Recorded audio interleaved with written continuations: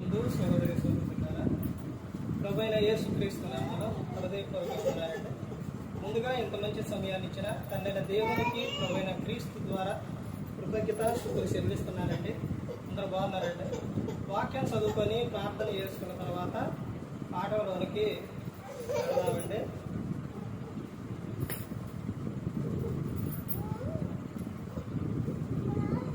యోహాను గారు రాసిన సువార్త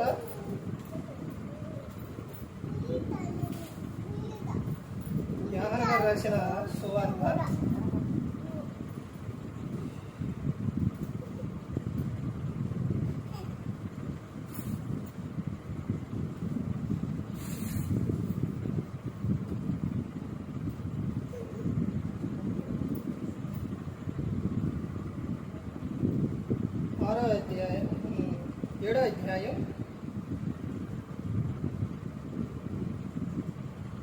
3వ వచనం. ఆయన సహోదరులు ఆయన చూసి, నీవు చేయుచున్న క్రియలు నీ శిష్యులను చూచినట్లు ఈ స్థలం విడిచి యూదియాకు వెళ్ళుము. బహిరంగమున అంగీకరింపబడ గోరు వాడెవడను తన పని రహస్యమున జరిగింపు. నీవు ఈ కార్యములు చేయుచున్న ఎడల నిన్ను నీవే లోకమునకు కనుపరుచుకోమని చెప్పి, ఆయన సహోదరులైనను ఆయన యందు విశ్వాసం ఉంచలేదు. ప్రార్థన చేస్తాం.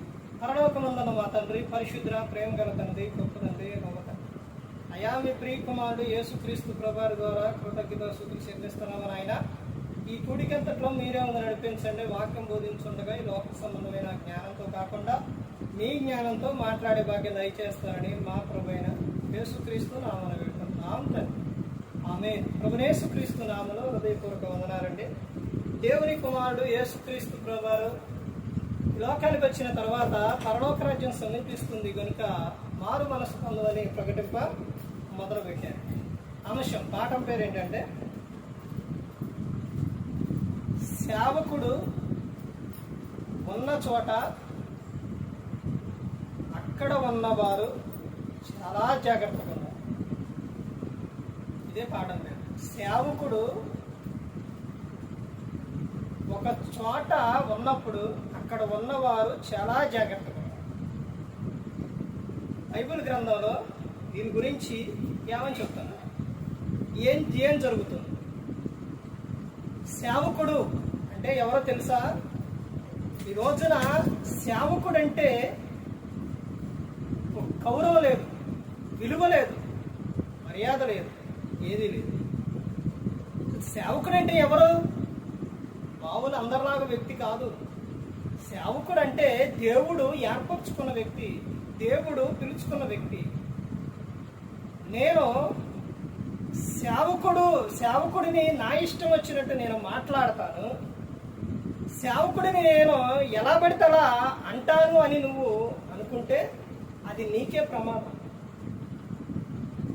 సేవకుడు ఒక చోట, ఒక ప్రాంతాన, ఒక చోట ఉన్నప్పుడు అక్కడ ఉన్నవారు చాలా జాగ్రత్తగా ఉండాలి. ఎందుకనంటే తాను ఎవరు? దేవుడు ఏర్పరచుకున్న వ్యక్తి, దేవుడు పిలుచుకున్న వ్యక్తి. తాను ఏదైనా చేశాడు అని అంటే సేవకుడు అది దేవుడు చూసుకున్నాడు. కానీ అక్కడ ఉన్నవారు మాత్రం చాలా జాగ్రత్తగా ఉండాలి. బైబిల్ గ్రంథంలోని సౌలు, పాత నిబంధనలో సౌలు తెలుసంటే రాజు. అయితే ఒక ప్రాంతానికి, ఒక చోటకు వెళ్ళినప్పుడు, ఒక కార్యక్రమం జరుగుతున్నప్పుడు అక్కడికి సమూయేలు గారు రావటం లేట్ అయింది. ఈ జనులు ఏం చేస్తారంటే, మీరు కానివ్వండి ఎంతసేపు, ఆయన రావటం లేట్ అయితే మీరు కానివ్వండి అంట. అప్పుడు రాజు ఏం చేస్తారంటే, సమూయేలు గారు ప్రవక్త చేయవలసిన పని రాజు సౌలు చేస్తాడు. అప్పుడు సమూయేలు గారు వస్తారు.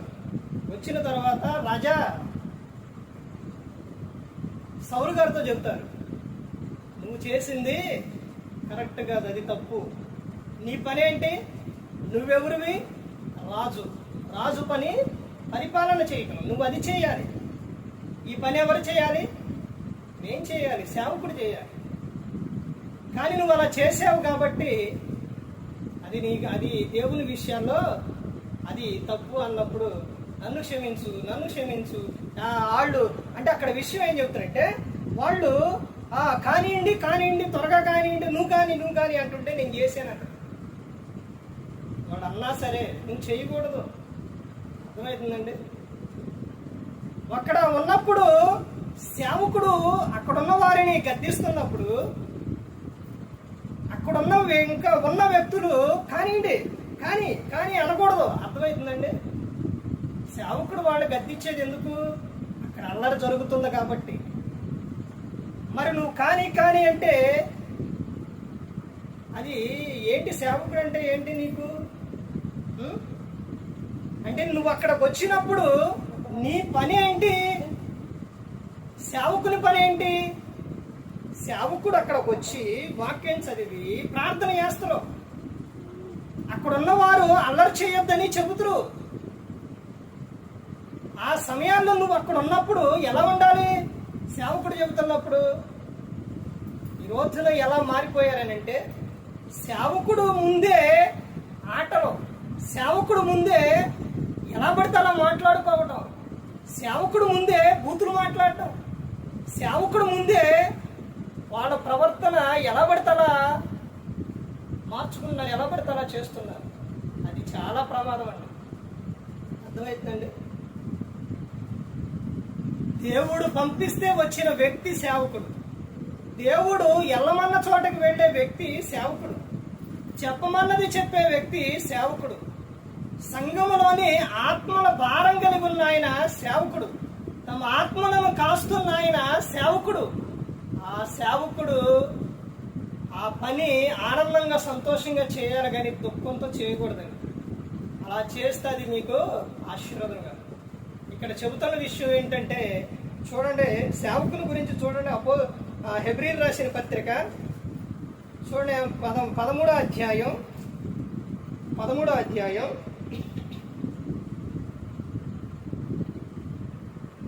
వచనం. మీ పైన నాయకులుగా ఉన్నవారు లెక్క ఒప్పు చెప్పవలసిన వారి వలె మీ ఆత్మలను కాయుచున్నారు. వారు దుఃఖంతో ఆ పని చేసిన ఎడల మీకు నిష్ప్రయోజనం కనుక దుఃఖంతో కాక ఆనందముతో చేయనట్లు వారి మాట విని వారికి లోబడి ఉండుడే. చూశారండి? ఎవరి మాట వినాలి? సేవకుని మాట వినాలి. ముందు దేవుని యందు భయభక్తులు కలిగి ఉండాలి. దేవుడే ముందు. ఇక్కడ చెబుతున్న సందర్భం ఏం చెబుతున్నారనంటే మీ పైన నాయకులుగా ఉన్నవారు లెక్క ఒప్పు చెప్పవలసిన వారి వలె మీ ఆత్మలను కాయుచున్నారు. మరి అలాంటి సందర్భాల్లో మీ ఆత్మలు కాస్తూ ఉంటే, నిత్యం మీ ఆత్మల కోసం ప్రార్థన చేస్తూ ఉన్నప్పుడు, మరి ఆ సేవకుడు ఉన్నప్పుడు నీ ప్రవర్తన అక్కడ ఎలా ఉండాలి? ఏ విధంగా ఉండాలి? వీళ్ళెవరు? మళ్ళీ క్రైస్తవులేనండి. ఒక ఆయన ఒక చోట, ఒక ప్రాంతంలో, ఒకసారి జాగ్రత్తగానండి, ఒక చోట ఆటోలో వస్తున్నప్పుడు ఒక ఆయన, నేను ఒక పక్కన ఇటు ఒక ఆయన నేను కూర్చున్నాను. అయితే తోలేది అన్యుడు అయినప్పుడు ఆయన ఏమన్నారంటే పక్కన కూర్చున్న ఆయన పాటలు పెట్టమని. ఆటో తోలే ఆయన ఏమన్నారో తెలుసండి? అయ్యగారిని ఇక్కడ పక్కన పెట్టుకొని పాటలేంటి? చూశారండి? ఒక అన్యునికి ఉన్న విధానం ఆయన ఒక్కడే కాదండి, క్రైస్తవులందరికీ కూడా లేదు. ఈ రోజున వీళ్ళు ఎవరు అని అంటే చాలా మందిని చూడండి, ప్రార్థనకి వెళ్ళేవారే, భక్తులే వీళ్ళందరూ మంది. సేవకుడు అంటే సేవకుని ముందు పాలిష్టానుసారంగా మాట్లాడటం, సేవకుని ముందే డ్యాన్స్ వేయటం, సేవకుని ముందే అరవటం, సేవకుని ముందే ఎలా పడతా అది చూడండి. అక్కడ ఏం చెబుతున్నారో చూడండి. వారు దుఃఖముతో ఆ పని చేసిన ఎడల మీకు నిష్ప్రయోజనం గనుక దుఃఖముతో కాక ఆనందంతో చేయనట్లు వారి మాట విని వారికి లోబడి ఉండాలి. వారి మాట వినాలి. ఎవరి మాట? సేవకుని మాట వినాలి. సేవకుడు చెప్పే మాట ఏంటో తెలుసండి? ఏం మాట? మీ ఆత్మలను రక్షించే మాట, మీ బాగు కోరి చెబుతున్న సేవకుడు. ఇదిగో ఇది ఇలా చేయాలండి, ఇదిగో ఇలా ఉండాలండి, అని చెప్పేది ఎందుకు అందరూ చెప్తారు మీకు? బయట ఉన్నవారు కానీ ఇంకెవరైనా కానీ ఎవరైనా చెప్తారా? స్కూల్లో వెళ్ళినప్పుడు, జాబు చేసేటప్పుడు, ఎక్కడికైనా వెళ్ళేటప్పుడు బయట ఉన్నవారు కానీ ఎవరైనా, ఏ అధికారంలో ఉన్నా ఎవరైనా కానీ మీకు జాగ్రత్తలు చెప్పరు, ఇదిగో ఇలా ఉండాలని చెప్పరు. ఎవరు చెప్తారండి? సేవకుడు మాత్రమే చెప్తారు. ఎందుకనంటే మీ ప్రవర్తన సరిగా ఉండి, మీరు దేవుని యందు భయభక్తులు కలిగి ఉండి, అలా ఉన్నప్పుడు ఈ లోకం విడిచినప్పుడు పరలోకానికి మీరు చేరాలనే చెబుతాడు. వారి మాట విని, ఎవరి మాట? సేవకుని మాట విని ఆ సేవకునికి ఏమై ఉండాలంట? లోబడి ఉండాలి. లోబడి ఉండాలి. లోబట్టం లేదు. కానీ ఎంతసేపు అయ్యా కానీ అంటాం. ఏడు సేవకుడు ఇంకా రాలేదా? ఇంతే అంటాం. ఇక్కడ మొదలు పెట్టారు వీళ్ళు, ఇప్పుడు ఆపరు. ఏంటి సౌండ్? ఏంటి గోల? అసలు చూడండి ఏ విధంగా మాట్లాడతారు, ఎలా పడితే అలా మాట్లాడతారు. ఎంతసేపు వాక్యం చెప్పాలో సేవకుని తెలియదండి. ఇంకా కానివ్వండి, ఇక ప్రతి ఒక్కటి కూడా సేవకుని దేవుని ఆత్మ, పరిశుద్ధాత్మ ఆయన చెబుతూ ఉంటే సేవకుడు మాట్లాడుతూ ఉంటాడు. ఈ బయట ఉన్నవారు ఇంకా కానీ ఎంతసేపు వీళ్ళు ఇంతే. ఎవరిళ్ళు? బయట ఉన్న వ్యక్తులు కాదు. ఎవరండి? సంఘములో ఉన్నవారే. సంఘములో ఉన్నవారే. సంఘానికి ప్రార్థనకు సమయానికి రారు. సేవకుడు వచ్చి పాడి ఎంతసేపు అయినా పాటలు పాడినా కానీ వీళ్ళు రారు.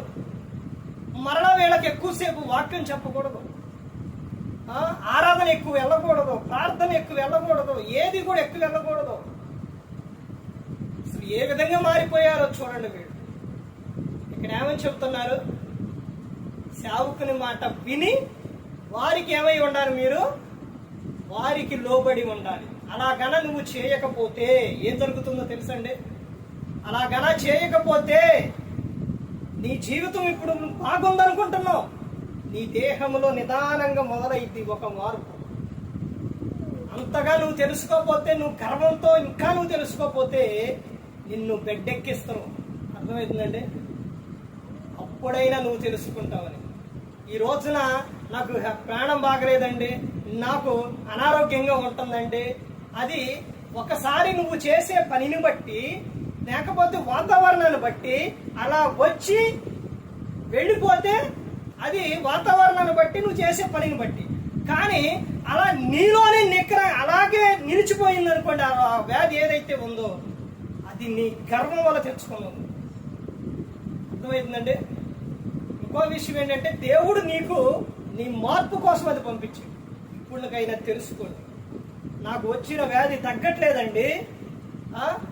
ద్వితీయోపదేశకాండం 28వ అధ్యాయం చదవండి. ఎలాంటి రోగాలు, వ్యాధులు పంపిస్తున్న దేవుడు. ఎందుకు అవన్నీ? నీ మార్పు కోసం.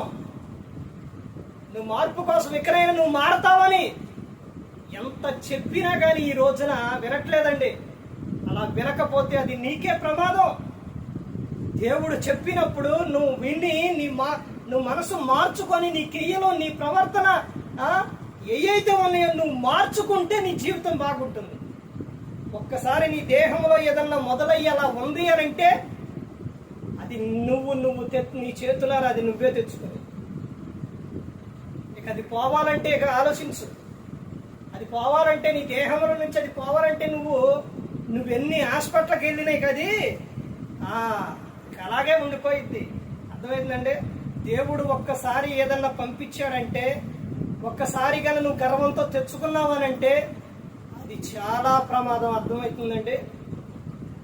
అందుకని ప్రతి ఒక్కరూ కూడా గమనించుకోవాలి. ఈ రోజున సేవకుల ముందు మేము ఎలా ఉన్నా ఏమవుతుందండి, ఎలా మాట్లాడితే ఏమవుతుందండి, ఏం కాదనుకుంటున్నారేమో. చాలా ప్రమాదం. సేవ విషయం ఇంకా జాగ్రత్తగా ఉండాలి. మోషే గారి అక్క ఎదురు తిరిగితే ఏం జరిగింది? దావీదు గారి భార్య మేకాలు ఎదురు తిరిగితే ఏం జరిగింది? ఇలా చాలా మంది ఉన్నారు. అర్థమవుతుందండి? యెజబెలు రాణి ఏం చేసింది? ఏలియా గారిని ఏం చేసింది? చంపాలని చూసింది, చంపించాలని. అయినా అక్కడ జరిగిన విషయం ఏంటి? ఎంతో మందిని బాధ పెట్టింది. గర్వంతో చేసే ప్రతి ఒక్కటే, గర్వంతో ఉన్న పురుషుడైనా స్త్రీ అయినా వారి జీవితం ఎల్లకాలం ఆనందంగా సంతోషంగా ఉండదు. అర్థమైందండి? గర్వాన్ని వదిలేయి. దేవుడు ఎవరి యొద్ద నివాసం చేస్తారనంటే వినయము గల వారి యొద్దనే దేవుడు నివాసం చేస్తాడు. నీ మాట తీరు, నీ ప్రవర్తన, నీ ప్రతి ఒక్కటి కూడా వినయంగా ఉండాలి. అర్థమవుతుందండి? అందుకని ప్రతి ఒక్కరు గమనించుకోవాలి. ఎంత చెప్పినా నేను ఇంతే అనంటే దేవుడు సేవకుని ద్వారా చెప్పిస్తారండి. సేవకుని ద్వారా చెప్పించిన తర్వాత వినకపోతే అప్పుడు దేవుడు యాక్షన్ తీసుకుంటాడు. దేవుడు సేవకుని ద్వారా చెప్పించినప్పుడు నువ్వు విని నీ మనసు మార్చుకొని నీ క్రియలు మార్చుకుంటే నీ జీవితం అద్భుతంగా ఉంటుంది. అదే దేవుడు యాక్షన్ తీసుకుంది అనుకోండి, ఎలా ఉంటుందో తెలుసా? హెబ్రీయులకు రాసిన పత్రికలలో ఉంటుంది, జీవము గల దేవుని చేతిలో పడుట బహు భయంకరం. చాలా మంది మాట్లాడే విషయం ఏంటంటే దేవుడు ఏం చేస్తాడండి, చంపుతురా, చంపేయండి, చంపమాను. చంపడు దేవుడు. అర్థమైందండి? దుష్టులు తమ దుష్ట ప్రవర్తన ద్వారా మరణించటం నాకు ఆనందమా అని దేవుడు అంటాడు. నిన్ను అలా చంపడం. అర్థమవుతుందండి? నిన్ను నువ్వు ఎలా మారతావో, నీ మార్పు కోసం నిన్ను బెడ్డెక్కించి నీకు ఏదో ఒకటి తీసుకొచ్చి అప్పుడు నువ్వు తెలుసుకునే విధంగా చేసి అప్పుడు దేవుడు నిన్ను చేస్తాడనమాట. అర్థమవుతుందండి? దేవునికి సమస్తం సాధ్యం. ఆయనతో ఆటలాడకూడదు. నన్ను పుట్టించిన ఆయన, కాపాడుతున్న ఆయన, మన కోసం ఆయన కుమారుణ్ణి లోకానికి పంపించారు. అలాంటి ఆయన ముందేనండి, ఆయన పంపించిన సేవకుని ముందేనండి మీరు చేసేది ప్రతి ఒక్కటే. ఈ రోజున ఎక్కడ సేవకుడు ఎక్కడికి పోయినా ఏం చేస్తున్నారు? ఏదో ఒక అల్లరి లేపుతున్నారు. చాలా ప్రమాదం అండి మీకు. అందుకని ప్రతి ఒక్కరు గమనించుకోవాలి. దేవుని మాట విని ఆయనకు లోబడితే మీ జీవితాలు అద్భుతంగా ఉంటాయి. మీరు ఫలించి అభివృద్ధి చెందేవారిగా ఉండాలి. అలా ఉండాలి అని అంటే ఏం చేయాలని చెప్తున్నారు? దేవునికి లోబడి ఉండాలి, అపవాదిని ఎదిరించాలి. అప్పుడు వాడు మీ యొద్ద నుండి పారిపోవాలి. ఇంకా ఆయన మాటలు మనలో ఉండాలి. అందుకని ప్రతి ఒక్కరు గమనించుకోవాలండి. ఎన్ని వేల మెసేజ్లు మాట్లాడినా మా ప్రవర్తన మార్చుకోవండి అని అనుకుంటే, సేవకుని మాట కనుక నువ్వు వినకపోతే దేవుడు యాక్షన్ తీసుకుంటే చాలా ప్రమాదం. ఆయన చేతిలో పడితే బహుభయంకరంగా ఉంటుంది. ఇప్పటికైనా తెలుసుకోండి, మనసును మార్చుకోండి. మీ జీవితం అద్భుతంగా, ఆనందంగా, సంతోషంగా ఉండే విధంగా అలా చూసుకుని అలా చేయాలి అని అంటే, అలా ఉండాలి అని అంటే దేవునికి లోబడి ఆయన యందు భయభక్తులు కలిగి ఉండాలి. ఏ ఒక్కరు కూడా నశించి నరకానికి వెళ్ళిపోకూడదు. యేసుక్రీస్తు ప్రభువు ఈ లోకానికి వచ్చి మనందరి కోసం సిలువలో తన ప్రాణాలు పెట్టి ఉన్నారు.